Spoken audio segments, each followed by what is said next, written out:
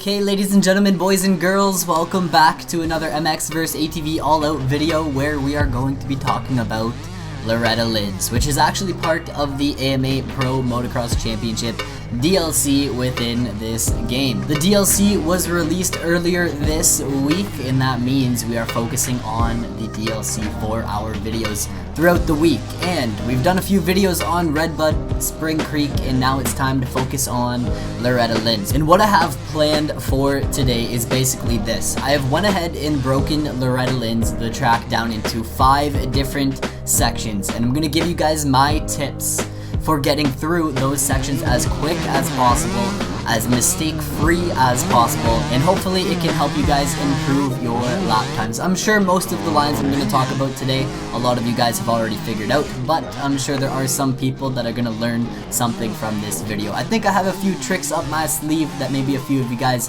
haven't thought about, especially throughout the 10 Commandments. So, let's get into talking about Loretta Lynn's.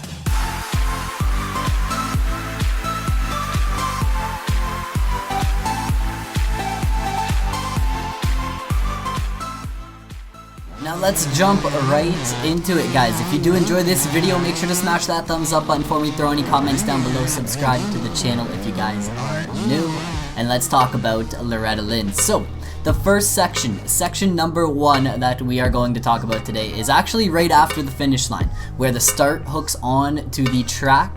Basically, within this section, there are 4 different corner bumps. As you're coming into the corner or kind of leaving the one corner, there are these different corner bumps, and my biggest tip for this section is to avoid those at all costs. Now, sometimes it does work to hit them, and you can actually get like a fast flow off of them and get into a good line, but for the most part, I find they slow down your flow, you lose time, you lose speed while you're in the air, and you can actually gain time on people if you are on the ground with the power going, accelerating you forward. So the less time you're in the air, the quicker you're going to be able to go, and the more traction you're going to be able to get, and it's probably going to improve your lap time. So for this section, what I do recommend is you're going to come over the jump after the finish line, go ahead, hook down that straightaway, and try to stay to the right side of the track. Now, it doesn't really matter where you go in this corner, inside or outside. I really think the most important part to this section is to literally avoid the corner bumps, because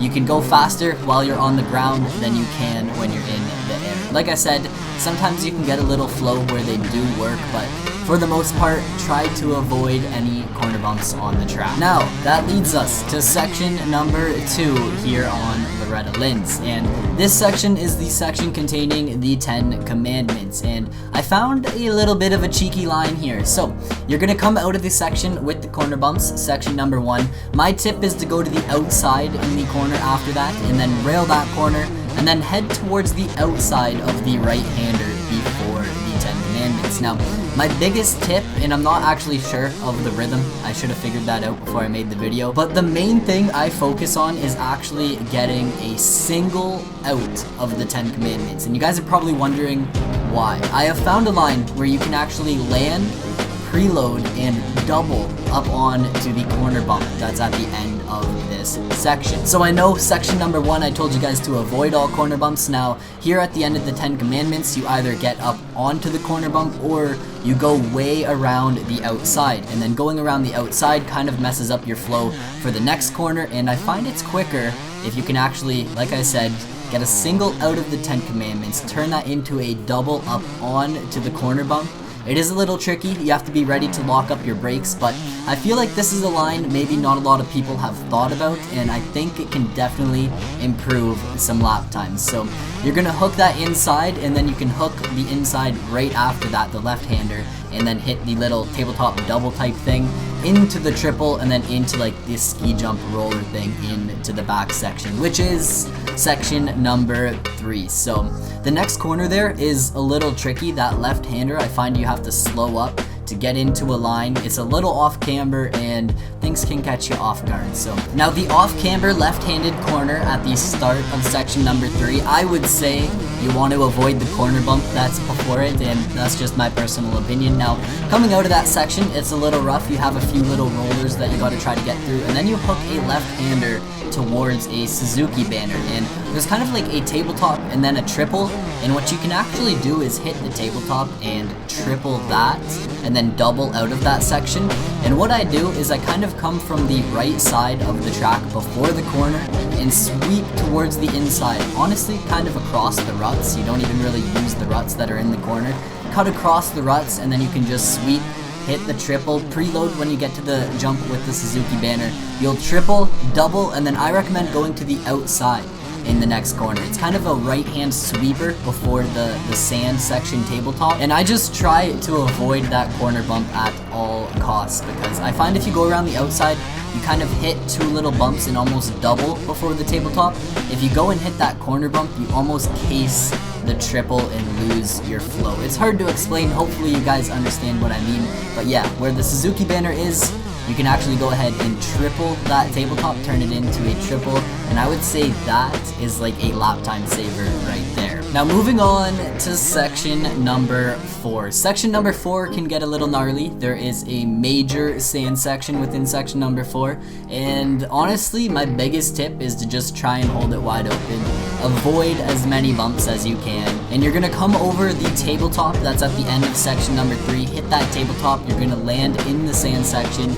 My tip is to kind of head towards the outside, the right side of the track, and then in the left-handed corner that's really sandy, you can actually get a good drive to either sweep around the outside or sweep towards the inside, and then from there you can just get on the gas and triple. There's kind of like a roller section with 1 big roller and 2 little ones. You can turn that into a triple, landing just below the Yamaha banner, and then hook a right-hander after that. I would say I found it's quickest to hit the outside after this triple. You're gonna land, you're gonna have a lot of speed, rail the outside and carry that momentum across the next couple of jumps, which take us to section number 5. Section number 5 once again has a gnarly sand section, and it includes the little finish line rhythm section. So when you're leaving section number 4, you're gonna hit kind of like a big floater tabletop.